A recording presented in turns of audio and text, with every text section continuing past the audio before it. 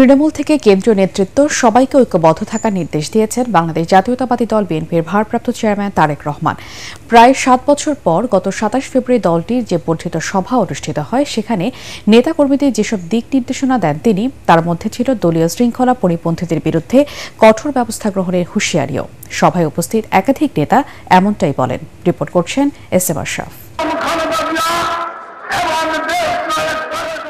৭ বছর পর নির্ঝঞ্ঝাট বিশাল আয়োজনে বর্ধিত সভায় অংশ নেয় বিএনপির কেন্দ্রীয় থেকে তৃণমূলের ৪,০০০-এর অধিক নেতাকর্মী। দীর্ঘ সময় পর দলের এই আয়োজন বিশেষ অর্থ বহন করেছে বলে মনে করেন দলটির নেতাকর্মীরা। লন্ডন থেকে ভার্চুয়ালি যুক্ত হয়ে দলটির ভারপ্রাপ্ত চেয়ারম্যান যে বার্তা দেন, তার মধ্যে ঐক্য ধরে রাখাকেই গুরুত্ব দেওয়া হয়েছে।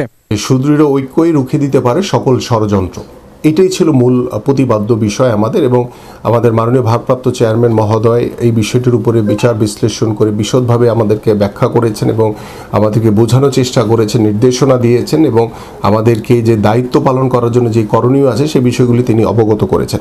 এই ঐক্যটা হচ্ছে যে বিএনপি এবং এদেশের সাধারণ মানুষের ঐক্য। এদেশের সাধারণ মানুষকে সাথে নিয়ে আমরা ঐক্যবদ্ধ রয়েছি এবং সেই মেসেজটি তৃণমূলের কাছে পৌঁছে দেওয়া হচ্ছে আমাদের দায়িত্ব এবং কর্তব্য। সেই মেসেজটি পৌঁছে দিয়ে আমরা যে এদেশের সাধারণ মানুষ এবং বাংলাদেশ জাতীয়তাবাদী দলের প্রত্যেকটি নেতাকর্মী আমরা ঐক্যবদ্ধ রয়েছে এবং সেই ঐক্যবদ্ধ থেকে সকল ষড়যন্ত্র মোকাবেলা করে আমরা সামনের দিকে এগিয়ে যাব ইনশাআল্লাহ। যাতে আগামী দিনে ক্ষমতা আসতে পারে এবং তৃণমূল থেকে প্রত্যেকটা নেতাকর্মী যাতে কাজ করতে পারে প্রাণ খুলে এবং মানুষের কল্যাণে কাজ করতে পারে, সকল ধরনের বাধা বিপত্তি অতিক্রম করে যাতে আগামী নির্বাচনে আমরা ক্ষমতা আসতে পারে, সেই জন্য সবাইকে সজাগ করে দেওয়া, এটা ছিল মূল মন্ত্র। তবে দলকে ঐক্যবদ্ধ রাখা যায়, আমরা দলকে ঐক্যবদ্ধ রাখতে পারি এবং আগামী নির্বাচনে নির্বাচনের পূর্বে জনগণের পাশে গিয়ে জনগণের দুঃখ দুর্দশা যাতে লাঘব করতে পারি, জনগণের পাশে থেকে মানুষের সেবা করতে পারি, মানুষের দুঃখ সুখের অংশীদার হতে পারে, এই বিষয়ে মূলত বেশি আলোচনা হয়েছে। সেখানেই দলীয় হাইকমান্ডের পক্ষ থেকে তৃণমূলের নেতাকর্মীদের প্রতি কঠোর বার্তা দেওয়া হয়, তারা যেন দলের ভাবমূর্তি ক্ষুণ্ণ হয় এমন কাজে সম্পৃক্ত না হন।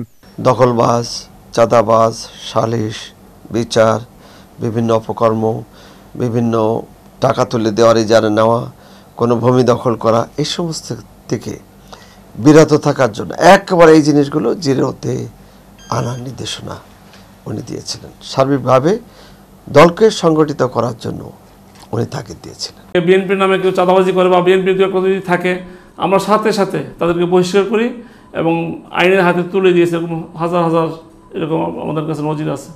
এ পর্যন্ত ৭-৮০০ লোক আমরা বহিষ্কার করেছি পার্টি থেকে।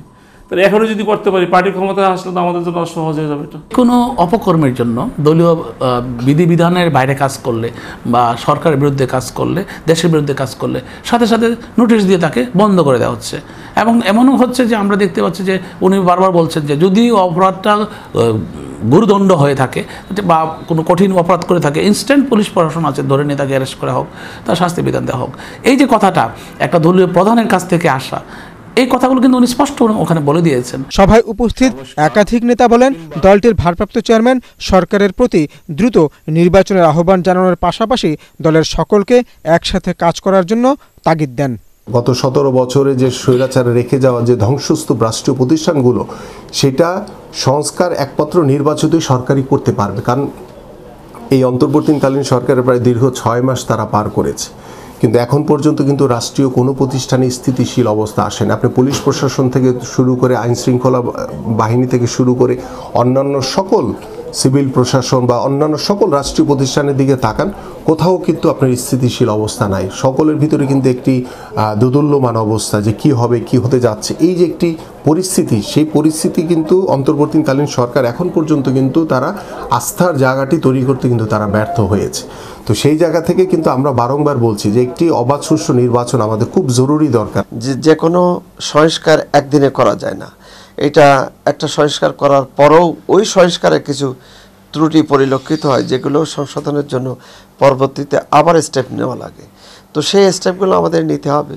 এই সংস্কার চলমান প্রক্রিয়া দীর্ঘদিন যাবৎ, এই জাতি যতদিন থাকবে, একটা শাসকের শাসন যতদিন থাকবে, এই চলমান এই সংস্কার পদ্ধতিও চলমান থাকা উচিত বলে আমি মনে করি। এস.এম. আশরাফ, এটিএন বাংলা, ঢাকা।